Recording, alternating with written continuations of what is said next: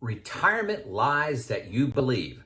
Folks, I interact with dozens of people every day, and I'm not a subject matter expert on investments. There's so many people on YouTube, financial advisors that are better than me. But when it comes to the emotional side of leadership and what it's like personally to retire, maybe I have something to offer, just my experiences, okay? And consistently, I have to talk people out of certain lies that they believe that are affecting their decisions to remain working, push off retirement, what retirement's going to be like. So I captured 6 of those things just from the interactions that I've had, and I thought I would share them here. Enjoy. So number 1, these are in no particular order. Retirement is a destination, not a journey. This is a lie. Think about, several of us have struggled with weight. When you say you lose 30 pounds, it's not over. If you get down to 185 pounds, it's not over. You got a new journey that you're on. It's a lifestyle you need to maintain to hang out there at 180 pounds. It's a new journey that you're starting, not a destination. Yes, I'm at my target weight. Retirement's the exact same way. You're not going to be happy just sitting around on the couch doing nothing. It's a great dream when you're working. It says, I can't wait to do nothing. And I'm telling you, 3, 4, 5 months into retirement, you're going to get bored. You're going to lack purpose. You're not going to be happy. The vast majority of people are happy when they're on a journey, making progress, helping others. And so what are you going to retire to? What's that new journey? Once you understand what that new journey is, you're going to be much more motivated to hit your financial targets and to make that jump, because it's a leap of faith. You're going to be nervous. You're going to be scared to jump from working the last 30, 35 years to retirement. So retirement is not a destination. It's not, okay? You need to understand that I have this conversation every single day. It's probably the number 1 item that I talk to people about, and it's just a lie. It's a lie. Number 2, Moore's Law of retirement. More money is better. Well, obviously more money is better, but most people die with excess money.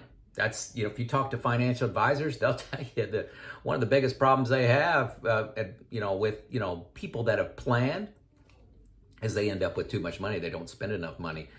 Ask any 80-year-old if they'd rather have a little more money or have some more time. It's all about time. Time is your biggest asset. I started learning that when I was in my 50s. It's like, oh my gosh, I'm exchanging my money or time for money. How long do I want to do that? When is enough enough? And that's why I retired at 54. I had enough. Yes, I could have worked 2 more years and had more money. Probably more money I would have been given on to my heirs, right? And my kids, they actually great, I got great kids. All of them told me, we don't want your money, so enjoy it. Time is your most valuable asset. I spend more time with relatives, more time with my parents, more time with my kids, more time with friends, all because I don't believe in Moore's Law. More money is better. That's number 2. Number 3, spending increases in retirement. Ask an 85-year-old what they're spending, what their monthly spend is versus when they were 60 years old. Now, yeah, you got inflation and things to deal with, but when you're modeling with your financial advisor or you're with your software, if you're modeling your spend and you say, hey, I'm going to spend $60,000 a year, and then you increase that by inflation every year, just to maintain your same level of spending when you're 55, early retirement, to 85, you're not going to be spending that. It's very common. You've heard of the go-go years, the slow-go years, and the no-go years. That's what's going to happen. You think if you wait till you're 65 to retire, which some people have to do, some people choose to do, okay. But when you start to be 70, assuming both of you, if you're married, your spouse, and you are going to be healthy, your odds start to work against you when you turn 70, 75, 80 years old. So you're going to be slowing down dramatically. So When you choose to work another year, you're giving up premium years. If you decide to retire at 55 instead of 60, those 5 years are your go-go years, years where you're really going out and pushing life and adventure to the max. So when you're doing your modeling, make sure you have your spending taper off. I tapered mine off at 75. I went in, I was increasing up to 75, and then I leveled off, and then I actually went down once I turned 80. That's just reality. There's a lot of articles on that. Number 3.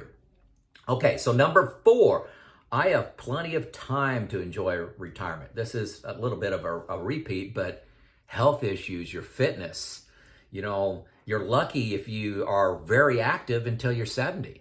You're extremely lucky if you're very active at 75. So just, you don't have unlimited time to enjoy retirement. People push, hey, work to 67 and then I'm going to enjoy retirement. That's, you're working 40 some odd years to enjoy just a few years, and you never know. It's the health of both of you, if you're married, that dictates where you're going to spend your time at. So don't assume you automatically have time. You really only have today, right, folks? Number 5, big one, and I've entered into a lot of arguments on this one. People say they love their job, and I don't have any stress in my job. I used to say this, okay? I used to say this. I had a large job. I had several people working for me, big organization. I thought I handled stress great. People would talk to me about stress, and I said, I don't even know what you're talking about. I didn't know what they were talking about until I retired and felt the weight fall off me. I don't have meetings. I don't have deadlines. I don't have expectations. I don't have presentations to give. I don't have to wake up in the morning, at a certain time with the alarm clock. You wouldn't believe, what happens to you. Think about Sunday night and waking up Monday morning. Do you look forward to Monday morning? Some people say they do. Yeah, I sometimes did. But my best analogy is I didn't realize I was carrying a 10-pound weight with me all the time. Okay, that's one. Number 2, associated with stress, what do we do when we're stressed? What do most people do? They eat, okay, and eat bad food, okay? So I've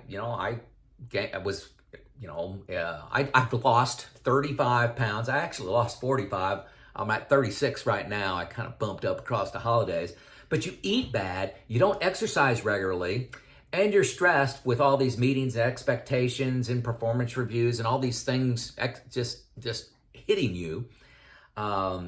You're stressed, and even if you don't know it, because you're that boiled frog. You're sitting in the boiling water. You put a frog in.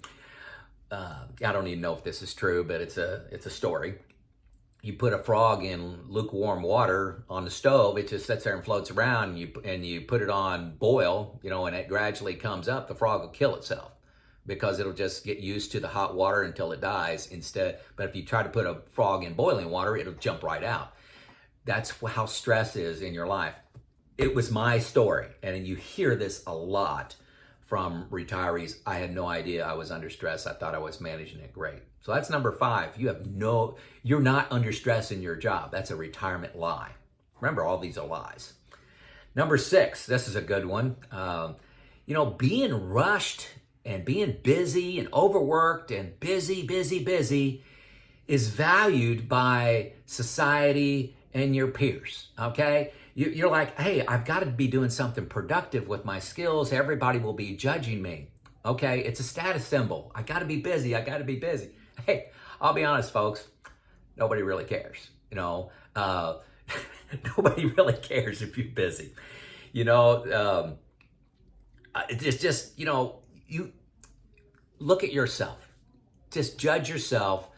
I work part-time now, very part-time. I worked, I think it was like 15 days last year, so don't think I'm stressed. A lot of people think, boy, Joe, you didn't retire. You're working a lot. No, I'm not.